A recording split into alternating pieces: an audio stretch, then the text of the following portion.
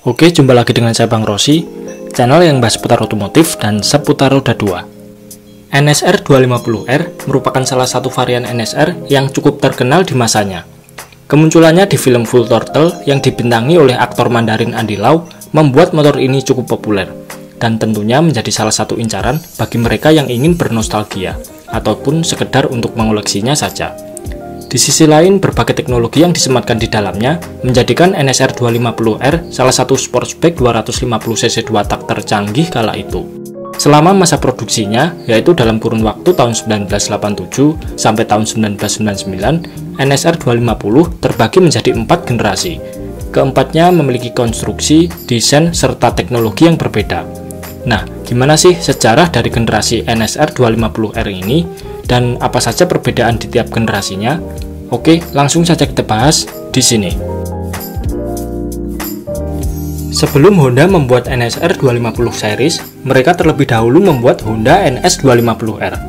Model ini berhenti di tahun 1986, kemudian digantikan oleh NSR 250R pada tahun 1987. Generasi pertama NSR 250 ini disebut juga NSR 250R MC16. Garis desain MC16 mulai dari bentuk fairing, tangki, lalu lekukan bodi belakang mirip sekali dengan Honda NSR 500 yang dipakai di balap GP kala itu. Sasis dan swing armnya memakai bahan aluminium yang ringan, headlampnya berbentuk kotak kecil, velg cashwheel palang 3 warna putih dengan ukuran depan 17 inch, belakang 18 inch, sebuah perpaduan desain yang serasi, kompak dan simpel menghasilkan bobot kering yang hanya 125 kg. Mengusung mesin berkapasitas 250cc 2 tak 2 silinder V90 derajat berteknologi RC valve. RC valve merupakan teknologi buka tutup katup pada lubang port exhaust yang telah dikontrol secara elektronik oleh CDI. Teknologi ini sama seperti yang digunakan pada Honda NSR 500. Dengan RC valve, tenaga lebih terjaga di skala putaran RPM mesin. Power maksimal MC16 diklaim mampu mencapai 45 horsepower dan torsi sebesar 36 Nm. Dalam kondisi standar, MC16 bisa melaju di kecepatan maksimal sampai 180 km per jam. NSR 250R MC16 menjadi hit besar pada saat dirilis, dan terjual sebanyak 18.798 unit. Untuk pertama kalinya, Honda mencapai volume penjualan teratas mengungguli Yamaha pada tahun 1987 di segmen pasar motorsport 2 tak. Pada tahun 1988, model NSR 250R MC16 digantikan oleh NSR 250R MC18 yang memiliki ubahan cukup signifikan di berbagai bagian. Perbedaannya bisa kita lihat mulai dari desain fairing, headlamp yang berbentuk kotak kecil, bodi bagian belakang lebih ramping, stop lamp berbentuk bulat dan terpisah dengan sen, serta penggunaan velg cashwheel Enkei palang 6 yang dipadukan dengan ban yang lebih gambot. Rangka MC18 didesain ulang dengan bentuk menjadi sudut 5 sisi. Desain baru ini dipercaya membuat rangkanya lebih rigid dan kokoh.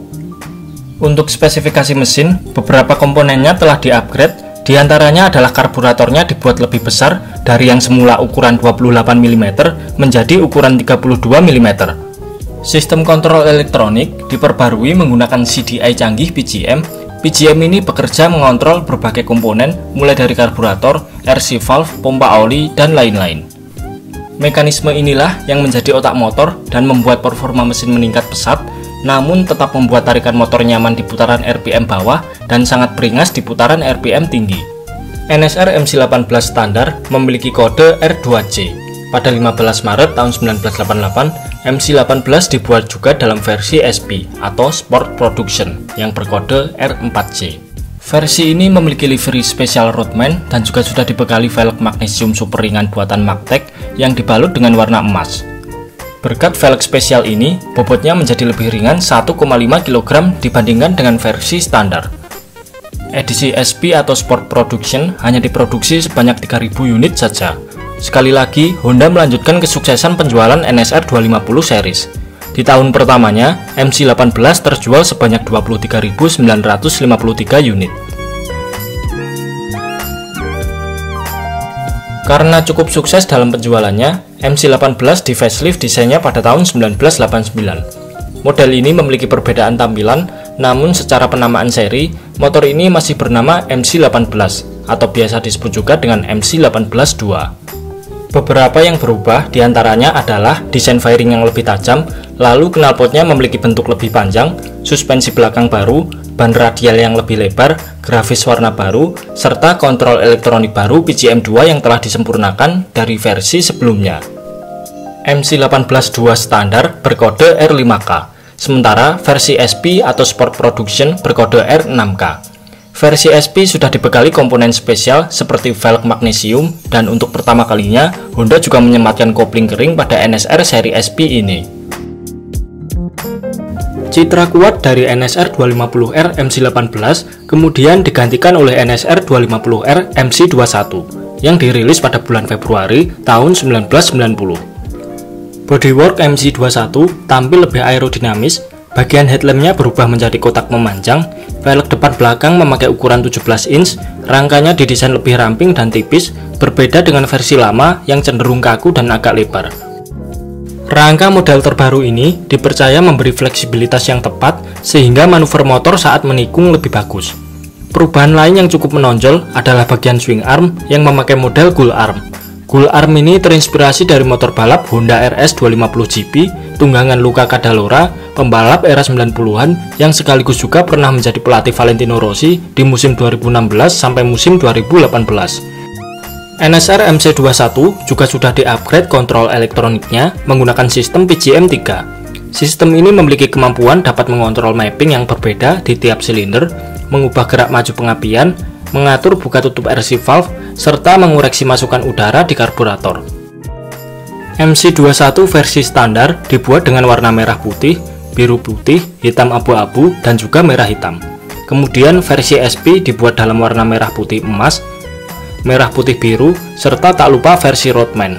Seperti biasa, versi SP sudah dilengkapi dengan kopling kering, suspensi yang dapat disetting, serta velg magnesium buatan Magtech.